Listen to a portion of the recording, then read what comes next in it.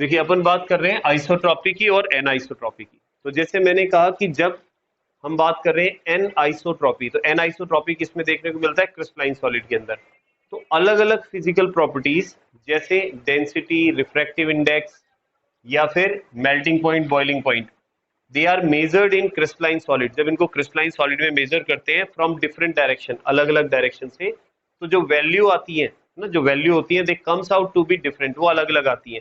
इस प्रॉपर्टी को आप एनआइसोट्रॉपी कहते हैं।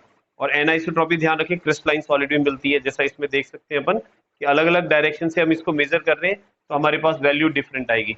लेकिन वही चीज अगर हम एमॉर्फस सॉलिड में मेजर करें, डिफरेंट डायरेक्शन से डिफरेंट फिजिकल प्रॉपर्टीज को मेजर करें, तो उसकी जो वैल्यू आती है वो हमारे पास कैसी आती है? सेम आती है। ठीक है, जैसा इसमें देखें, अगर आप किसी भी डायरेक्शन से मेजर करेंगे तो जो एवरेज वैल्यू आएगी, क्योंकि पार्टिकल जो है वो बिल्कुल रैंडमली डिस्ट्रीब्यूटेड है, एक वेल मैनर्ड के अंदर, डेफिनेट शेप के अंदर अरेंज नहीं है। ठीक है, इस प्रॉपर्टी को अपन क्या बोलेंगे? आइसोट्रॉपी। चलिए आगे चले। यस, नेक्स्ट देखते हैं, that is crystal lattice. Crystal lattice and unit cell. ठीक है, क्रिस्टल लैटिस और यूनिट सेल के बारे में बात करेंगे, किसे कहते हैं। तो देखिए क्रिस्टल लैटिस किसे कहा जाता है, समझते हैं इस चीज को। तो पहले इसकी एक छोटी सी डेफिनेशन लिख लेते हैं अपन, क्रिस्टल लैटिस क्या है। देखिए, when constituent particle, constituent particles, particles of crystal, crystalline solid, crystalline solid are arranged, in a regular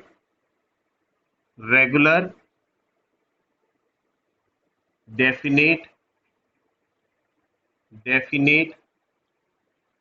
geometrical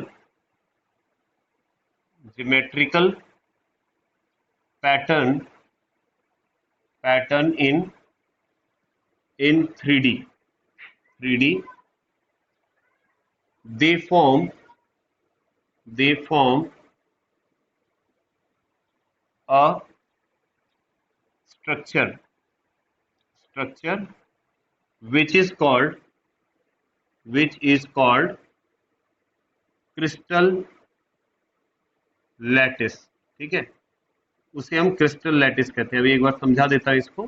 देखो एक्चुअली होता क्या है कि क्रिस्टलाइन सॉलिड के जो कॉन्स्टिट्यूएंट पार्टिकल्स होते हैं, कॉन्स्टिट्यूएंट पार्टिकल्स किसे कहते हैं? जिससे मिलकर क्रिस्टलाइन सॉलिड बनता है।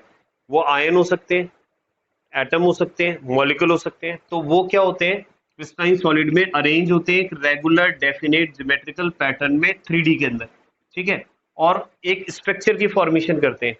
तो जो वो स्ट्रक्चर बनाते हैं, उस स्ट्रक्चर को तो हम क्रिस्टल लैटिस कहते हैं। और ध्यान रखना क्रिस्टल लैटिस में, ठीक है, इसमें ये चीज भी ध्यान रखनी, इन क्रिस्टल लैटिस, क्रिस्टल लैटिस में, ठीक है, particle each particle represented bye हर एक पार्टिकल किससे रिप्रेजेंट किया जाता है? रिप्रेजेंटेड बाय अ स्पीयर, एक गोले से। ठीक है, एक स्पीयर से रिप्रेजेंट करते हैं उसको। ठीक है, स्पीयर कॉल्ड लैटिस पॉइंट, उसको हम लैटिस पॉइंट कहते हैं। ठीक है, और लैटिस पॉइंट को जोड़ते किससे? इमेजिनरी लाइन से। अभी एक डायग्राम बनाऊंगा उसका। ठीक है, and these lattice points are connected with imaginary lines to give a shape, उसको शेप देने के लिए एक इमेजिनरी लाइन से उसको कनेक्ट करते हैं। ठीक है, तो अब इसको हम एक डायग्राम से समझते हैं। देखो कैसा होता है क्रिस्टल लैटिस। तो यहां पर क्रिस्टल लैटिस बनाने का एक सिंपल सा तरीका है। देखो इस तरह से एक पहले तो बना लो, आपके पास रेक्टेंगुलर शेप में उसके बाद इसके अंदर एक रेक्टेंगल बनाए, ठीक है, इस तरह से इसके अंदर रेक्टेंगल बनाया और इस रेक्टेंगल के कॉर्नर्स को आपस में जोड़ दो आप, ठीक है। इसको यहां से जोड़ दिया, इसको यहां से जोड़ दिया, इसको यहां से जोड़ दिया और इसको यहां से जोड़ दिया। हर कॉर्नर जो है उसके ऊपर एक एक पार्टिकल बनाओ, हर कॉर्नर पर एक एक कॉन्स्टिट्यूएंट पार्टिकल बनाया आपने, 1 2 3। एक स्पीयर जो है एक पार्टिकल को बता रहा है कि यहाँ एक एक पार्टिकल है, तो इस तरह से आपके पास में ये पार्टिकल बन गए, ठीक है। ये पार्टिकल बन गए 8। इसके अलावा भी इसके अंदर और बहुत सारे पार्टिकल्स होते हैं, उनको इस तरह से अरेंज करें, इनके जो सेंटर्स है ना उनको मिला दो। ये सेंटर है, ये सेंटर पॉइंट है, इसको मिला दो। इसका ये सेंटर पॉइंट है, इसका ये सेंटर पॉइंट है, इसको मिला दो। सिमिलरली इसको यहाँ सीधी लाइन बनाओ। ये इमेजिनरी लाइन्स है, होती नहीं है, ध्यान रखना, ये केवल इमेजिनरी लाइन्स है, ठीक है। ये इससे मिल जाएगी, ये लाइन इससे मिल जाएगी, इसका सेंटर पॉइंट यहाँ मिला दो इससे, एक यहाँ जाएगा, एक पॉइंट यहाँ मिल गया, एक यहाँ मिल गया, इसका सेंटर पॉइंट इससे मिल जाएगा, इसका सेंटर पॉइंट इससे मिल जाएगा, ये पॉइंट यहाँ मिल जाएगा इससे। ऐसे इन सबको मिलाते जाएंगे हम लोग, तो अल्टीमेटली हमारे पास क्या बनेगा, एक स्ट्रक्चर बन जाएगा। देखो इस तरह से, लाइक दिस, इस तरह से एक स्ट्रक्चर बन जाएगा। और यहाँ पर हर एक जहाँ पर इंटरसेक्शन लाइन दिख रही है आपको, वहाँ एक एक पार्टिकल होगा और एक एक पार्टिकल जो है वो कॉन्स्टिट्यूएंट पार्टिकल कहलाएगा, ठीक है ना। इस तरह से एक एक कॉन्स्टिट्यूएंट पार्टिकल्स हैं अपने पास। तो ये जो स्ट्रक्चर बन रहा है ना हमारे पास, इसको हम क्या बोलते हैं, क्रिस्टल लैटिस। ये एक क्रिस्टल लैटिस है और इस क्रिस्टल लैटिस में ये सारे कॉन्स्टिट्यूएंट पार्टिकल्स हैं। अब इसमें एक यूनिट सेल निकालनी है मुझे, एक यहाँ लाइन और बनेगी बीच में, ये यहां से, ठीक है, ये लाइन बनेगी। अब इसमें क्या है कि एक मैं एरिया शेडेड कर रहा हूं इसमें, देखो ये पूरा क्रिस्टल लैटिस है, क्योंकि अपन ने डेफिनेशन क्या बोली, व्हेन कॉन्स्टिट्यूएंट पार्टिकल्स, ये दिख रहे हैं जो ब्लैक जो स्पीयर्स हैं कॉन्स्टिट्यूएंट पार्टिकल्स हैं, ठीक है, of crystalline solid are arrange in a regular definite geometrical pattern. इनको अरेंज किया गया है रेगुलर ज्योमेट्रिकल पैटर्न में 3D में, तो दे फॉर्म स्ट्रक्चर, एक स्ट्रक्चर बना रहे हैं which is called crystal lattice, जिसको क्रिस्टल लैटिस कह रहे हैं। और क्रिस्टल लैटिस में each particle represented by sphere, हर एक पार्टिकल को एक स्पीयर से दर्शाया अपन ने, ठीक है, कॉल्ड लैटिस पॉइंट। इनको अपन लैटिस पॉइंट कह रहे हैं। ये हर एक जो है एक एक लैटिस पॉइंट है, ठीक है ना, ये लैटिस पॉइंट है, लैटिस पॉइंट। और इन लैटिस पॉइंट को मिलाने वाली जो लाइंस है इनको क्या बोलेंगे, इमेजिनरी लाइंस है। इमेजिनरी लाइंस, एक्चुअली में लाइंस होती नहीं है, ये केवल इमेजिनरी लाइंस होती हैं, ठीक है। अब इसके अंदर एक छोटी सी टर्म और आती है, यूनिट सेल। अब यूनिट सेल कैसे बनती है, देखो कि अपन ने जो एक क्रिस्टल लैटिस बनाया है, इस क्रिस्टल लैटिस में मैं एक शेडेड एरिया बना रहा हूं, ठीक है, ग्रीन कलर से। इस एरिया को देखो आप, एक छोटा सा ब्लॉक अलग हो गया बाकी से, ठीक है, ये दिख रहा है, एक इसको अपन कह सकते हैं कि एक क्यूब है ये, ठीक है। तो ये जो है ना अपने पास, इसको हम क्या बोलेंगे, यूनिट सेल। ये हमारे पास क्रिस्टल लैटिस में एक यूनिट सेल हो गया। तो ऐसे इसमें टोटल कितने यूनिट सेल हो सकते हैं, टोटल 8 यूनिट सेल हो सकते हैं इस पूरे क्रिस्टल लैटिस में। एक ये हो गया, एक ये हो गया, दो उसके पीछे हो गए, चार ऊपर हो गए, तो 8। तो अगर आप अब डिफाइन करना चाहें कि यूनिट सेल किसको कहते हैं, तो यहाँ हम यूनिट सेल की डेफिनेशन ले सकते हैं, ठीक है, यूनिट सेल की डेफिनेशन ले सकते हैं कि यूनिट सेल क्या है, ठीक है। तो देखिए यूनिट सेल को जब हम डिफाइन करते हैं तो किस तरह से डिफाइन कर सकते हैं यूनिट सेल को, यस, कैसे डिफाइन करेंगे, तो सबसे छोटी यूनिट है ये किसकी, क्रिस्टल लैटिस की, तो अपन कह सकते हैं it is the smallest unit, it is the smallest unit of crystal lattice. Crystal lattice, crystal lattice की वो सबसे छोटी यूनिट है which when repeated in different direction, जब उसको अलग अलग डायरेक्शन में रिपीट किया जाए, ठीक है ना, it form crystal lattice again. तो वापस से किसकी फॉर्मेशन कर ले, क्रिस्टल लैटिस की फॉर्मेशन कर लेती है। ठीक है, तो इसलिए इसको क्या बोलते हैं, यूनिट सेल कहते हैं। सबसे छोटी यूनिट को अपन यूनिट सेल बोलेंगे। तो ये हो गया हमारा क्रिस्टल लैटिस या यूनिट सेल। ठीक है,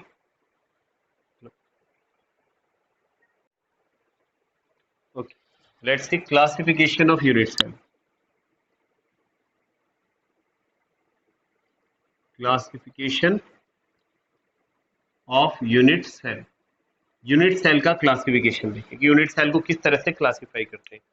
तो बेसिकली जो यूनिट सेल होता है ना बेटा, उसको अपन क्लासिफाई करते हैं कितने पार्ट के अंदर, 3 पार्ट के अंदर। ठीक है, जैसे ये हो गया हमारे पास यूनिट सेल। तो यूनिट सेल का क्लासिफिकेशन कर रहे हैं, पहले तो इसको 2 पार्ट में डिवाइड करेंगे, फिर बाकी सब डिवाइड करेंगे। तो पहले हम इसको मोटे तौर पर 2 पार्ट्स में डिवाइड कर रहे हैं। एक तो होता है हमारे पास सिंपल, या जिसको हम लोग कहते हैं प्राइमिटिव, प्राइमिटिव यूनिट सेल। ठीक है, यूनिट सेल। और दूसरा जो होता है हमारे पास, उसे हम लोग कहते हैं centred unit cell, centred unit cell. ठीक है, फिर प्राइमिटिव तो एक ही तरह का होता है। प्राइमिटिव में क्या होता है, जैसा नाम से पता चला, प्राइमिटिव का मतलब होता है बिल्कुल अनडेवलप्ड, एकदम सिंपलेस्ट फॉर्म में। ठीक है, तो इसमें क्या होगा आपके पास, इस तरह से एक क्यूब बनेगा, और ये जो क्यूब है, इस क्यूब के हर कॉर्नर पर आपको एक एक पार्टिकल मिल जाएगा। जैसे आप ये देखो कि इसके इस कॉर्नर पर एक पार्टिकल, इस कॉर्नर पर एक पार्टिकल, इस कॉर्नर पर एक पार्टिकल, इस कॉर्नर पर एक पार्टिकल, इस तरह से टोटल कितने पार्टिकल हो जाएंगे, 8। तो ये जो आपके पास में यूनिट सेल है ना, इसको आप क्या बोलेंगे, सिंपल यूनिट सेल। तो यहाँ पर टोटल पार्टिकल, इसको आप सिंपली ये कह सकते हैं कि 1 पार्टिकल, पार्टिकल का मतलब एटम कुछ भी हो सकता है। ठीक है, पार्टिकल एट ईच कॉर्नर। ठीक है, ईच कॉर्नर, हर कॉर्नर पर एक पार्टिकल। और टोटल पार्टिकल कितने हो गए, टोटल पार्टिकल हो गए 8। ठीक है, टोटल 8 पार्टिकल होते हैं। लेकिन अगर मैं बात करता हूं सेंटर्ड यूनिट सेल की, तो सेंटर्ड को फिर अपन 3 पार्ट्स में डिवाइड करते हैं। सेंटर्ड यूनिट सेल 3 पार्ट्स में डिवाइड करते हैं। नाम सेंटर्ड दिख रहा है, तो अब जो सेंटर्ड यूनिट सेल होगी ना, वो सिंपल तो होगी होगी, उसके अलावा भी कुछ सेंटर में उसके पार्टिकल मिलेंगे, जैसे इस फेस के सेंटर में, पूरे के सेंटर में, इस तरह से। तो इसको फिर हम 3 पार्ट्स में डिवाइड करते हैं इस बेस पर। पहला होता है हमारे पास में फेस सेंटर्ड। ठीक है, दूसरा आता है आपके पास बॉडी सेंटर्ड, बॉडी सेंटर्ड। और तीसरा आता है आपके पास में एंड सेंटर्ड। ठीक है, एंड सेंटर्ड यूनिट सेल। अब ये जो 3 तरह के यूनिट सेल हैं, इनके नाम के अकॉर्डिंग इनके अंदर हमें पार्टिकल देखने को मिल जाएंगे। जैसे सबसे पहले हम बात करें फेस सेंटर्ड की, तो फेस सेंटर में देखो पार्टिकल कैसे मिलेगा आपको। मैंने जो बात कही है वो चीज ध्यान से सुनना है ना। मैंने कहा है कि जो अपने पास पार्टिकल्स है वो हर कॉर्नर पर तो मिलेंगे ही मिलेंगे, क्योंकि जो आपके पास सेंटर्ड यूनिट सेल होते हैं ना, वो प्राइमिटिव तो होते ही होते हैं। ये सारे के सारे ना, जितने 3 के 3 है, ये ऐसे तो होंगे ही होंगे। ठीक है, तो मेरा कहने का मतलब फेस सेंटर्ड में अगर हम देख रहे हैं पार्टिकल, तो कॉर्नर पर तो पार्टिकल मिलेगा ही मिलेगा। ठीक है, उसके अलावा भी आपको सेंटर में मिलेगा, ये ऐसा तो है ही है। इसके अलावा, क्योंकि इसका नाम क्या है, फेस सेंटर, यानी फेस के सेंटर में आपको 3 पार्टिकल देखने को मिल जाएंगे। 3 क्या, 6 फेसेस है ना, 6 दिख जाएंगे आपको। जैसे एक यहाँ पर इस सेंटर में, ठीक है, इस फेस के सेंटर में, एक इस फेस के सेंटर में, एक इस फेस के सेंटर में, एक इस फेस के सेंटर में। 4 तो ये हो गए, अगल बगल में, ऊपर नीचे। अब एक आगे और एक पीछे। तो एक पीछे वाला जो होगा वो इस तरह से दिखेगा यहाँ पर, है ना, इस तरह से। ये पीछे वाला पार्टिकल हो गया सपोज, और आगे ये यहाँ दिखेगा आपको, आगे वाला। तो टोटल मिला के कितने हो गए, 8 तो हो गए कॉर्नर पर, और 6 हो गए फेसेस पर। ठीक है, तो यहाँ पर पार्टिकल कहाँ होते हैं, देखो इसमें लिखना पड़ेगा अपन को। तो अपन लिख सकते हैं कि one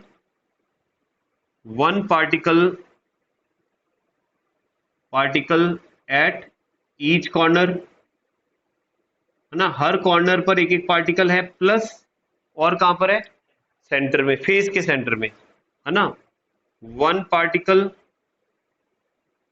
particle at the centre, at the centre of face, centre of face, है ना, फेस के सेंटर में। तो टोटल पार्टिकल कितने हुए देखो अपने पास, टोटल पार्टिकल काउंट कर सकते हैं अपन। टोटल पार्टिकल हो जाएंगे 8 + 6 यानी 14 पार्टिकल हो गए अपने पास टोटल।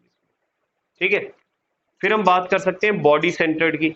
अब बॉडी सेंटर्ड में क्या होगा, ठीक है, बॉडी सेंटर्ड में क्या होगा देखें, तो बॉडी सेंटर के अंदर अगर हम देखें तो हमारे पास जो पार्टिकल होंगे वो इस तरह के तो होंगे होंगे सिंपल, तो डेफिनेटली ये तीनों मिलेंगे। तो पहले तो हमें सिंपल बना लेना है, तो सिंपल ड्रॉ कर लेते हैं अपन सबसे पहले।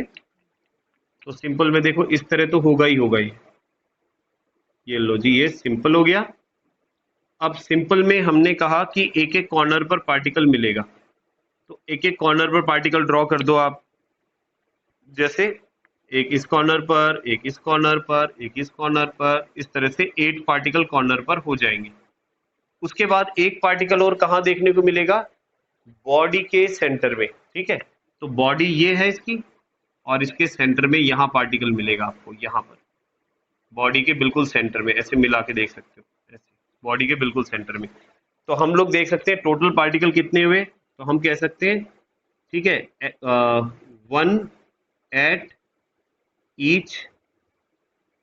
ईच कॉर्नर ना, हर कॉर्नर पर एक है, plus 1 in the centre, in the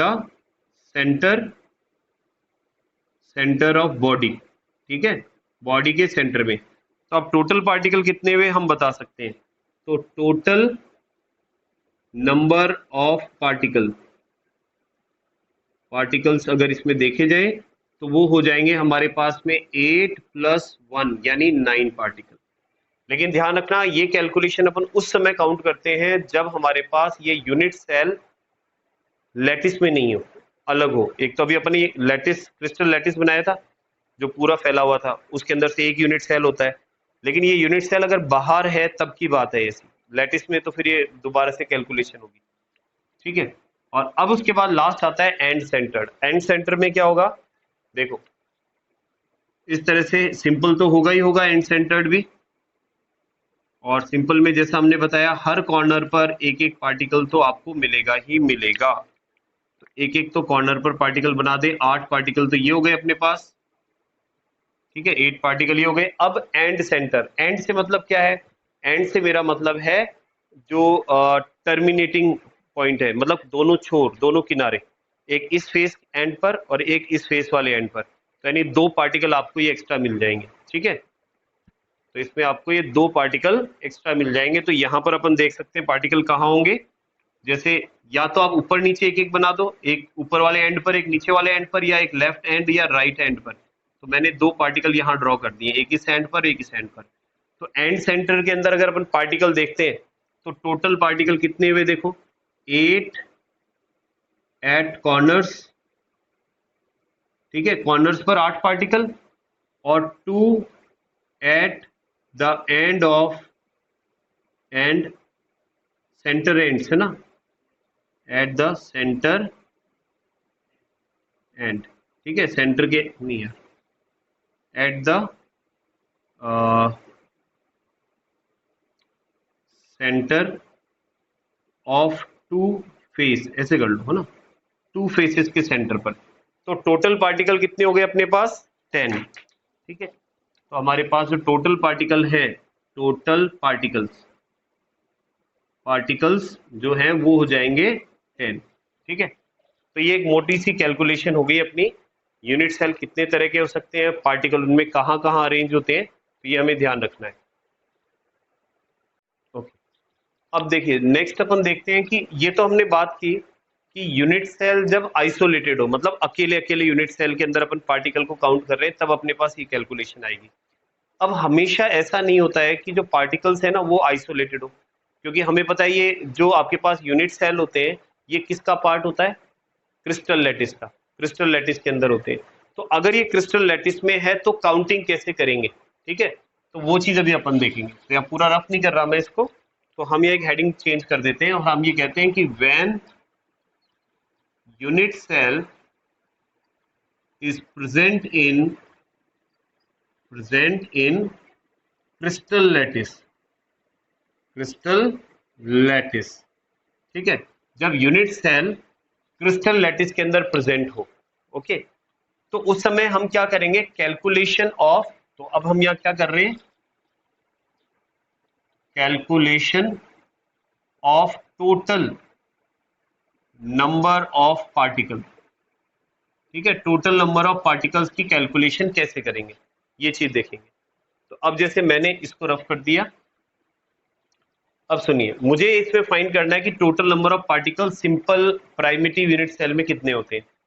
तो अब एक चीज ध्यान से समझना कि जैसे जो यूनिट सेल है, अगर ये किसी क्रिस्टल लैटिस में है तो हो सकता है कि ये आगे इस तरह से दूसरे यूनिट सेल से जुड़ी होगी, ठीक है, ये वाली भी आगे नीचे की तरफ किसी दूसरे यूनिट सेल से जुड़ी होगी, ये भी किसी आगे दूसरे से जुड़ी होगी, तो ऐसे ये मतलब दूसरे यूनिट सेल से कंबाइन होंगी।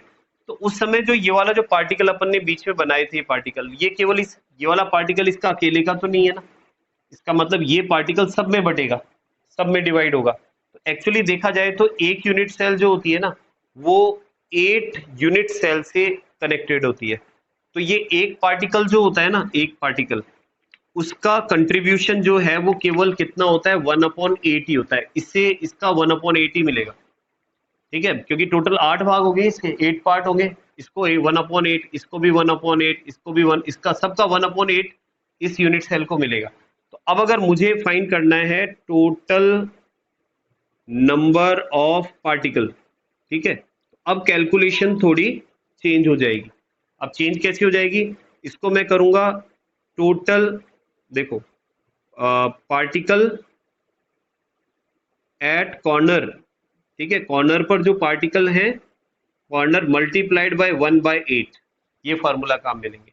तो हमें पता है पार्टिकल्स कॉर्नर पर कितने हैं, 8, और उसका कितना पार्ट मिलेगा, 1/8, कट किया तो कितना आ गया, 1 पार्टिकल, ठीक है, 1 पार्टिकल का मतलब 1 एटम भी हो सकता है, 1 आयन भी हो सकता है, 1 मॉलिक्यूल भी हो सकता है।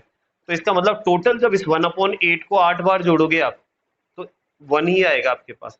तो इसके पास अगर आपको कहा जाए कि हमारे पास सिंपल यूनिट सेल है, इसको शॉर्ट में अपन क्या बोलेंगे, SCC, सिंपल क्यूबिक सेल है आपके पास, तो सिंपल क्यूबिक सेल में टोटल नंबर ऑफ पार्टिकल कितने होंगे, तो आप बोलोगे एक ही होगा, अगर वो क्रिस्टल लैटिस में है तो। इसी तरह से फेस सेंटर्ड जो होता है ना, फेस सेंटर्ड, इसको पूरा अपन क्या बोलेंगे, face centred cubic unit cell भी बोलते हैं, क्यूबिक यूनिट सेल, और शॉर्ट में हम इसको क्या बोलते हैं, FCC। FCC, आपसे कहा जाए कि इस FCC के लिए कैलकुलेशन करो कि FCC में टोटल नंबर ऑफ पार्टिकल कितने होंगे, तो कैसे कैलकुलेट करेंगे, देखो, FCC में अगर मुझे total number of particle calculate करने हैं तो हिसाब वही है, जो कॉर्नर वाले हैं उनका हिसाब तो इसी से होगा कि आपके पास देखो, टोटल पार्टिकल निकाल रहा हूं मैं, total particles, particles equals to, तो 8 तो कॉर्नर पर है, ठीक है, तो एक तो ये हो गया, यहां नीचे से लिख रहा हूं ना, पार्टिकल्स एट कॉर्नर, कॉर्नर और मल्टीप्लाइड बाय 1/8, ये तो है ही है, प्लस प्लस ये जो पार्टिकल फेस पर दिख रहे हैं, अब जैसे मान लो इसको मैं आगे बढ़ाता हूं यहां पर, तो आप देखो ये वाला जो हरा वाला पार्टिकल दिख रहा है इसमें, ये फेस पर है, तो फेस में इधर वाले को आधा मिलेगा और इधर वाले को आधा मिलेगा, हाफ हाफ मिलेगा ये, ठीक है। तो यहाँ पर ये टोटल 6 पार्टिकल है, तो यहाँ लिख रहा हूँ, ये तो 8 पार्टिकल है ना, 8 पार्टिकल एट कॉर्नर इंटू 1/8, और इसको क्या लिखेंगे, 6 पार्टिकल्स एट फेस, ठीक है, फेस पर है, और इंटू 1/2, यही होगा। तो अब इसका कैलकुलेशन करें, तो देखो 8 इंटू 1/8 प्लस 6 इंटू 1/2, ठीक है, इसको 8 से 8 कैंसिल हो गया और 2 से ये 3 टाइम कैंसिल हो गया, कितना आया आपके पास, टोटल 4 आएगा, तो 4 पार्टिकल इसका आंसर आ गया, ठीक है। हमारे पास टोटल नंबर ऑफ पार्टिकल्स कितने होंगे, 4 होंगे, अगर हम FCC की बात करते हैं तो, ठीक है। और थोड़ा आगे चले, सॉरी इसको नहीं रफ करना था, इसको रफ करना। अब हम बात कर रहे हैं बॉडी सेंटर्ड की, कि बॉडी सेंटर्ड में मुझे कैलकुलेट करना है टोटल नंबर ऑफ पार्टिकल कितने होंगे, तो कैसे कैलकुलेट करूंगा।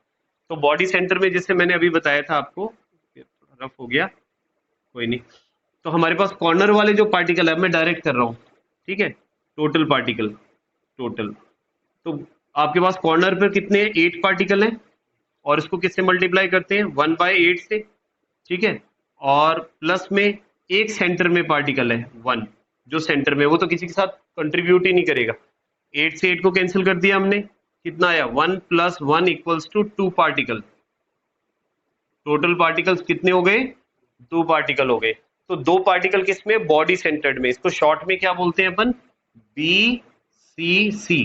आपको ये BCC ध्यान रखना है, क्वेश्चन जब आता है ना तो वो FCC, BCC, SCC के नाम से पूछा जाता है। तो अगर BCC आ गया है तो मतलब बॉडी सेंटर्ड क्यूबिक की बात हो रही है, ठीक है। इसी तरह से अगर आपको कैलकुलेट करना है एंड सेंटर्ड में टोटल नंबर ऑफ पार्टिकल कितने होंगे, ठीक है, अगर ये क्रिस्टल लैटिस में है तो आप देखो 8 पार्टिकल एट कॉर्नर, ठीक है, टोटल अपन काउंट कर रहे हैं कितने होंगे। तो 8 एट कॉर्नर मल्टीप्लाइड बाय 1/8, और प्लस में ये 2 पार्टिकल हैं, और 2 का कंट्रीब्यूशन कितना है 1/2, क्योंकि फेस वाला जो है ना, देखो इसको आगे बढ़ाओगे आप यूं करके तो आधा तो इस वाले को मिलेगा और आधा इस वाले यूनिट सेल को मिलेगा, क्योंकि बीच में है दोनों के। तो इसलिए इसका कंट्रीब्यूशन कितना है 1/2। अब इसको 8 को 8 से कैंसिल करो, 2 को 2 से, यहाँ 1 बच गया, वहां 1 बच गया, तो 1 + 1 कितना आ गया 2। तो 2 पार्टिकल्स हो गए यहाँ पर, ठीक है ना। तो टोटल नंबर ऑफ पार्टिकल्स 2 हो जाएंगे। तो इसको अपन क्या बोलेंगे शॉर्ट में, इसे बोलेंगे अपन ECC ना, एंड सेंटर्ड जो है उसे क्या कहा जाता है, ECC कहा जाता है, एंड सेंटर्ड क्यूबिक सेल, ठीक है। तो यही कैलकुलेशन काम आएगी। एक शॉर्ट ट्रिक और बता रहा हूं आपको, ये भी ध्यान रखना। देखो शॉर्ट ट्रिक ये है, आपको याद रखना है कि SCC, FCC, BCC और ECC में कितने पार्टिकल होते हैं, ठीक है, क्योंकि वही आगे कैलकुलेशन में काम आएगा। तो S का मतलब होता है वैसे तो सिंपल क्यूबिक सेल, लेकिन S से आप सिंगल याद रख सकते हो, सिंगल यानी एक पार्टिकल, ठीक है। और F का मतलब होता है वैसे फेस सेंटर्ड, लेकिन F से क्या याद रख सकते हो 4 पार्टिकल। B बॉडी सेंटर्ड होता है, लेकिन B से आप बाई याद रख सकते हो, बाई यानी 2। और ECC अलग से ध्यान रखना पड़ेगा, इसमें भी 2 होते हैं। बाकी ये 3 तो अपन ट्रिक से सिंपली याद कर सकते हैं, ठीक है ना। S for single, F for 4 और B फॉर बाई यानी 2। इतने इसमें पार्टिकल्स होंगे अपने पास, ठीक है। ये नोट डाउन कर लो।